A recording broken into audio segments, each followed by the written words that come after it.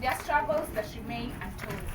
Silent struggles where the strongest warrior bears no scars, but they have unlimited wounds. This is the reality of mental health in the hospital, a place where healing is not all that we see, but we tend to ignore the struggles that are within. We have Dr. Dan, a dedicated but overworked doctor, struggling with burnout. Nurse Faith, a compassionate nurse who is experiencing emotional exhaustion. Mr. Gilbert, the hospital administrator, who is totally unaware of the mental challenges that is undergoing with his staff. A clinical psychologist brought in to address mental health in the hospital. Our long-term patient, Esther, who is in the hospital. And of course, I'm your narrator, Hadassah Esther.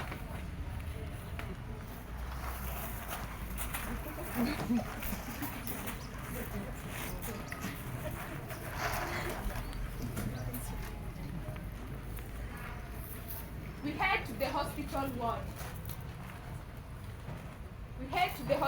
ward. Nurse Faith is attending to a patient in the ward. Though she wears a white apron and a practiced smile, her mind is a battlefield of its own. She looks tired. Each decision weighs on her. Each patient another story she must carry at home in silence. How can she save others when her herself she's losing?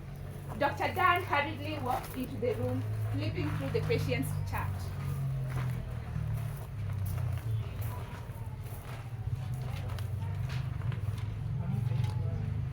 What is the patient's status? The patient today is stable, but she has been complaining of pain overnight. I did if you can get someone to relieve me. I guess we are short-staffed again. Yeah, I'm on my third shift in 2 days. I haven't even had time for lunch. The demands never end. I know, but I'm really exhausted. I don't even get time to do my pills at home. I'm just always thinking about the patient at the hospital. I know what you mean. But we have to keep on. We have a lot to do. We can't slow down. They both exchange tired glances within themselves, but they return to their duty, silently pushing through their fatigues.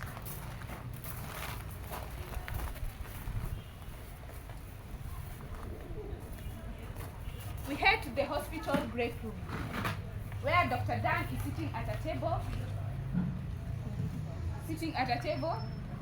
blankly staring at his coffee cup, of which the coffee itself is not offered in the hospital. He has to carry the coffee from home and come with it to the hospital so that he can gain the strength that he needs to work. Nurse Faith walks in, equally drained, but they sit in silence.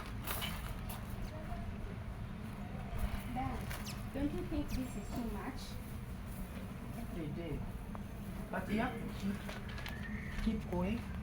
The patient depends on us. I know, but when you take care of the patients, who will take care of us? No one thinks about that. We are expected to be stronger. Nurse Faith nods in agreement. But before they can continue, Mr. Gilbert, the hospital administrator, walks in.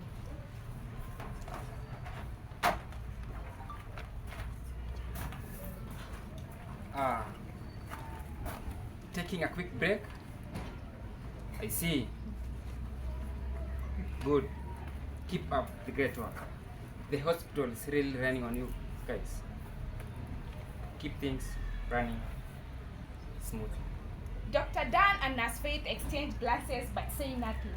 Mr. Gilbert notices their silence. Is everything alright? We are managing, sir. But it's all training on us. We all training. We all training so much. And we have to. I understand. Healthcare is tough. But you're professionals. This is what we signed for. Just keep it up. It shall be well. He leaves before they can respond, leaving Dr. Dan and Nurse Faith being totally undismissed.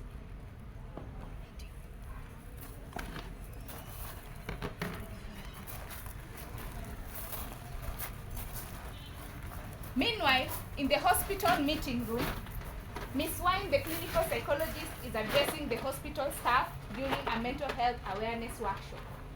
Good afternoon. Thank you for coming here today. Today we'll be addressing an issue that has been overlooked in healthcare system, and that is our mental health. As healthcare workers, we tend to care about our patients and we forget about ourselves. This leads to stress, burnout, and also physical illness. We should know that we should prioritize also our health as much as we do for our clients. But what will we do? We are stressed. When we take care of the patients, we'll take care of us. That's a good question. Taking care of yourself doesn't mean that you are selfish. The fact that you recognize that you need help, that means that is your strength. So whenever you feel exhausted, whenever you feel stressed, you cannot concentrate on your home chores, you are concentrating on your work, you can practice relaxation techniques, breathing in and out, you can do mindfulness, you can also try talking to a friend. You can share whenever you feel overwhelmed, talk to a friend, you can share your feelings, you can share your concerns. But isn't there still a stigma? If we admit that we are struggling, won't people think that we're incapable? Unfortunately, the stigma exists. But also with the existing stigma, what can we do about this? With the existing stigma, meaning that your mental health is very important. Caring about your mental health means that you are able to recognize your strength. In the society that we are in today, your mental health is perceived as your weakness. But we should know that your mental health, knowing that recognizing that you have a strength in yourself means that you are strong, you are not weak. In this moment, they are not weak. They are very able to determine the struggles that they are undergoing through. By this, it means that they are starting to heal of the struggles that they are undergoing. Meanwhile, in the administrator's office, Mr. Gilbert is sitting at his desk when Dr. Dan and Nurse Faith knocks and enter.